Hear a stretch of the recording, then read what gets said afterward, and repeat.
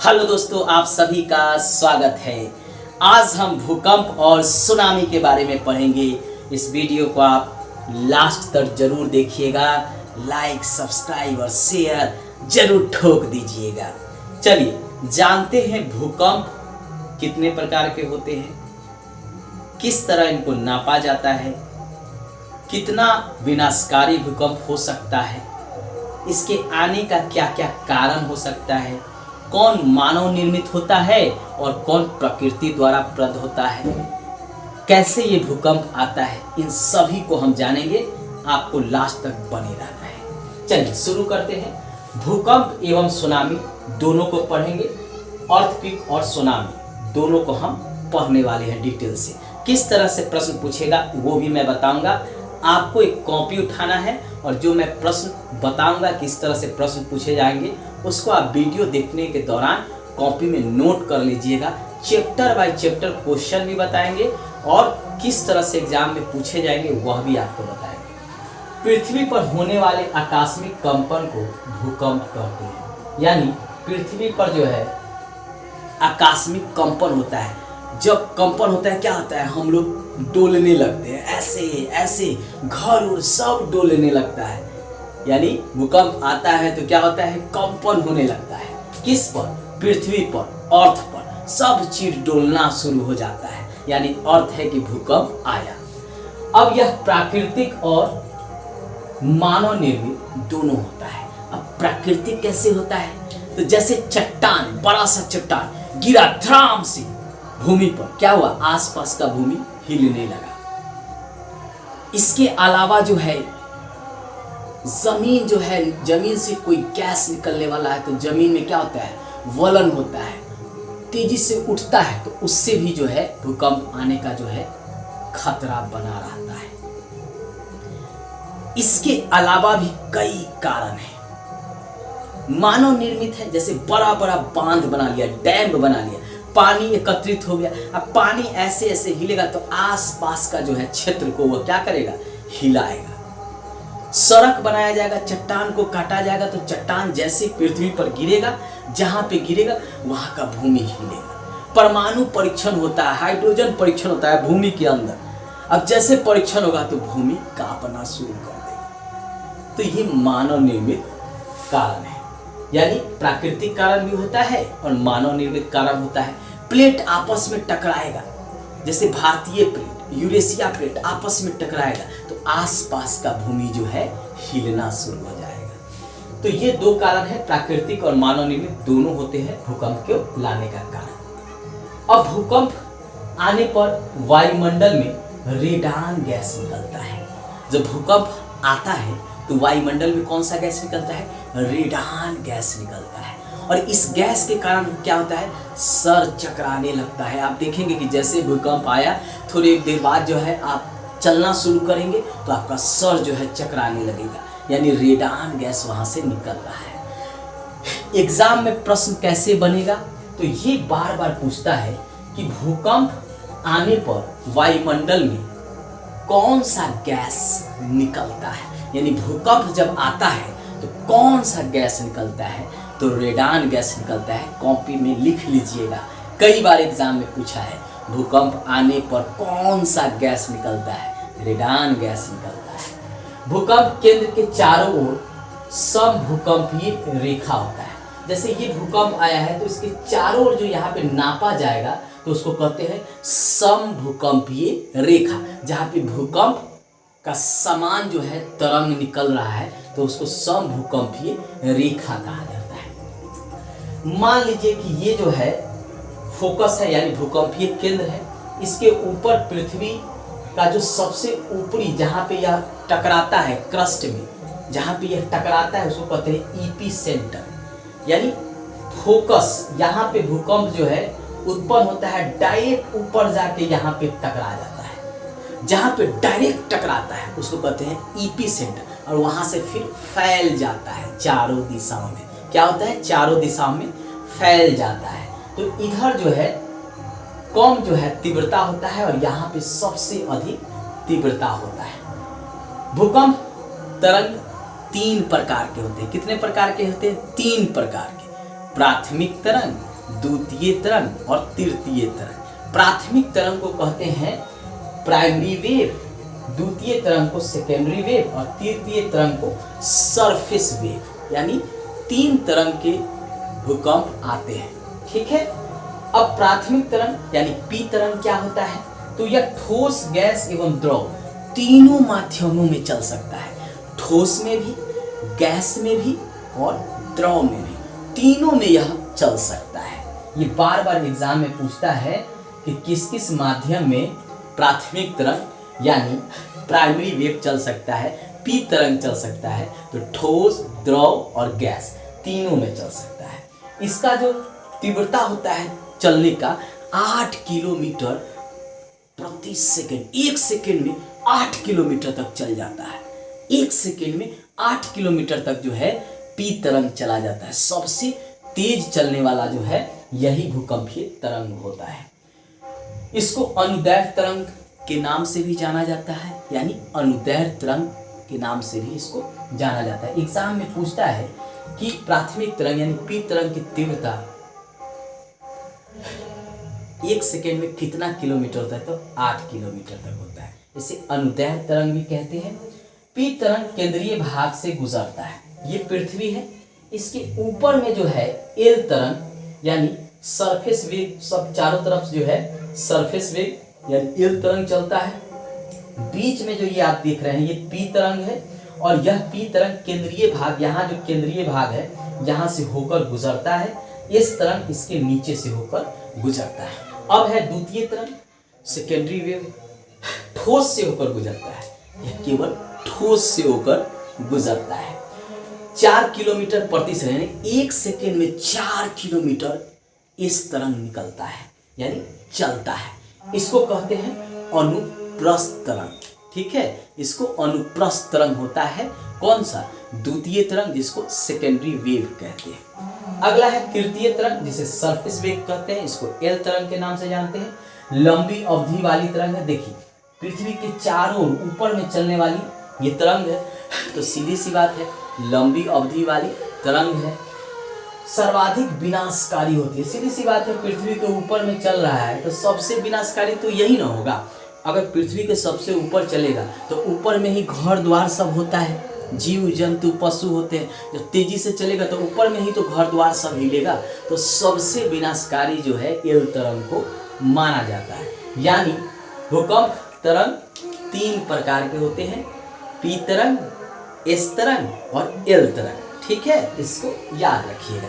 Exam में यही question आपसे पूछा जाएगा। कॉपी रखिएगा और वहाँ नोट करते रहिएगा। क्वेश्चन जो है पूछता है अनुप्रस्थ तरंग किस में चलता है? तो द्वितीय तरंग में अनुप्रस्थ तरंग चलता है। प्राथमिक तरंग में क्या चलता है? तो अनुदैर्ध्य तरंग होता है। कितना किलोमीटर प्राथमिक तरंग का होता है? तो 8 किलोमीटर।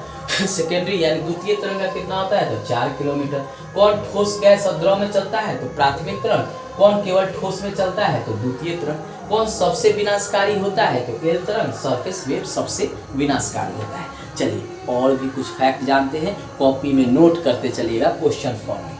अब है भूकंपीय विज्ञान को सिस्मोलॉजी कहा जाता है। क्या कहा जाता है? सिस्मोलॉजी कहा जाता है भूकंपीय विज्ञान, यानी भूकंप के बारे में अध्ययन करते हैं सिस्मोलॉजी विज्ञान के तहत। किसके तहत करते हैं? सिस्मोलॉजी विज्ञान के तहत। एग्जाम में पूछता है भूकंप का अध्ययन किस विज्ञान के तहत किया जाता है? तो सिस्मोलॉजी के तहत किया जाता है। VVI है, इसको याद रखिएगा। भूकंपीय तरंग को सिस्मोलॉजी द्वारा मापा जाता है।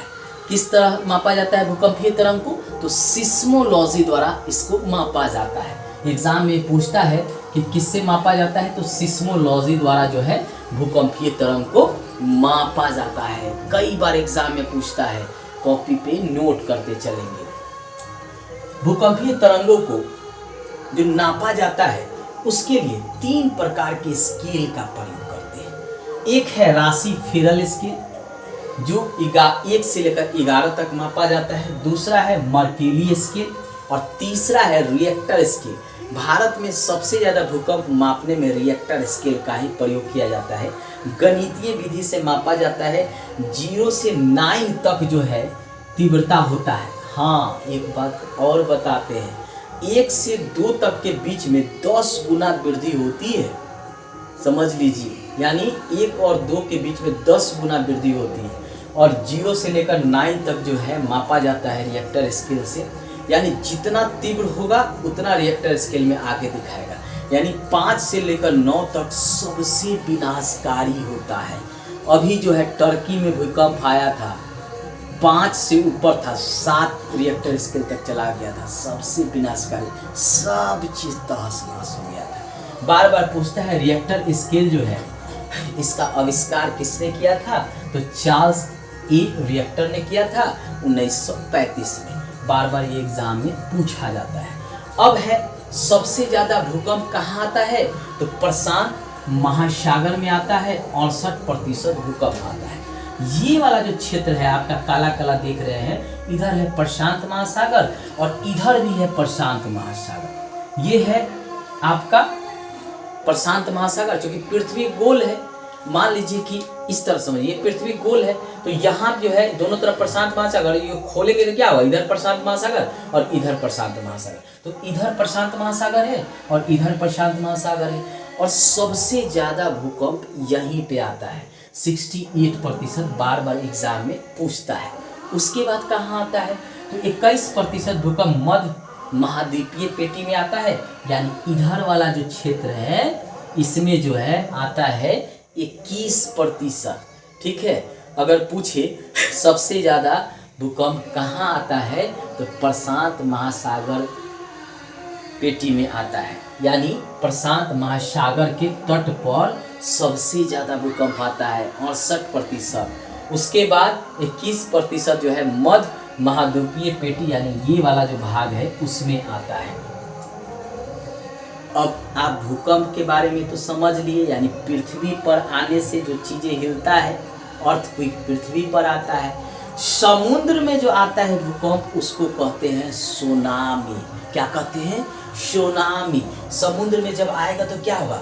समुद्र में जो है पानी जो है लहर के रूप में बहुत ऊंचा जो है आकर जो है तटीय क्षेत्रों में विनाश करता है। अब चलिए सुनामी के बारे में जानते हैं। महासागरीय भूकंप के प्रभाव में महासागरों में उत्पन्न होता है, यानी समुद्र के तली से शुरू होता है और महासागर में यह उत्पन्न होगा और फिर जो है इसको सुनामी के नाम से जाना जाएगा। जापानी भाषा का यह शब्द है, सुनामी जो है यह जापानी भाषा का शब्द है। भारत, श्रीलंका, मलेशिया आदि में यह आता है। ये भारत का जो तट है यहाँ पे जो है सुनामी का प्रभाव देखने को मिलता है।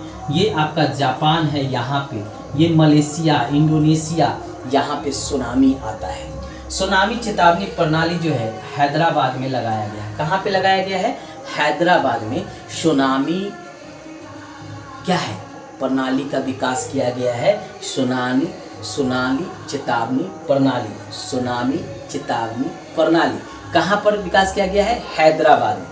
एग्जाम में पूछता है कि कहाँ पे सुनामी चेतावनी प्रणाली का विकास किया गया है? तो हैदराबाद में। भूकंप की तीव्रता को, गहराई तथा केंद्र को यह बताता है कौन? सुनामी चेतावनी प्रणाली। अब ये क्या है इसको भी जान लीजिए। ये है उत्तरी अमेरिका, ये है दक्षिण अमेरिका, ये है अफ्रीका, ये है यूरोप, ये है एशिया, ये है ऑस्ट्रेलिया, ये है इंडोनेशिया, मलेशिया और यहाँ पे है अंटार्कटिका। ठीक है, तो इतने जो है 7 महाद्वीप है। तो कहाँ पे सबसे ज़्यादा भूकंप आता है आपको मैंने चित्र के माध्यम से बता दिया। जो काला काला सा भाग है इस एरिया में भूकंप आता है। ये सभी जो है भूकंप का क्षेत्र है और भारत में भी जो है भूकंप जो है हमेशा आते रहता है, यानी हर 10 साल, 15 साल, 20 साल पे भूकंप आते रहता है। अभी हाल में जो है भूकंप आया था। भारत में भी जो है भूकंप को बांटा गया है रिएक्टर स्केल से कहाँ पे आता है। ठीक है, अब भारत में आपको बताते हैं सबसे ज़्यादा भूकंप कहाँ आता है। ठीक है, एक मैप बना लेते हैं यहाँ पर भारत का।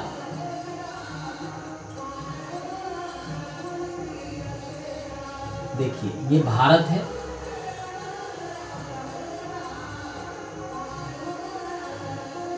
ये भारत है अपना। और सबसे ज्यादा कहाँ भूकंप आता है तो समझिए ये वाला जो क्षेत्र है, उसके बाद यहाँ पे गुजरात में भुज है, और यहाँ पे उत्तराखंड है, और यहाँ पे बिहार का सबसे ज़्यादा भूकंप यहीं आता है। 5 से लेकर 9 रिएक्टर तक भूकंप आता है। समझिए कि अगर आया तो तहस नहस हो जाता है सब चीज़। तो भारत में सबसे ज़्यादा वहाँ भूकंप आता है, बाकी सब जगहों पर जो है कम भूकंप देखने को मिलता है। दोस्तों, किस प्रकार से जो है इक्वेटर से और सुनामी से प्रश्न बनते हैं मैंने आपको डिटेल में बता दिया। अब आप इसके स्क्रीनशॉट ले लीजिए और कॉपी रखा कीजिए। जहां आप प्रश्न के रूप में बोलते हैं उसको नोट करते रहिए, और एग्ज़ाम में जो है उन्हीं को प्रश्न को देखते जाइए। 100% जीके का जो आपको बुखार है, डर है, वह एकदम मिट जाएगा। ठीक है, स्क्रीनशॉट ले लीजिए।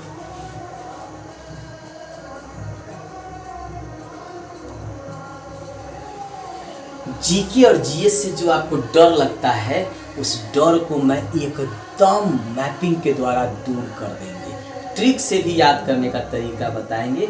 बस वीडियो को प्रत्येक दिन देखिएगा, शेयर भी कीजिएगा, लाइक सब्सक्राइब तो आपको करना ही है। धन्यवाद, बाय बाय।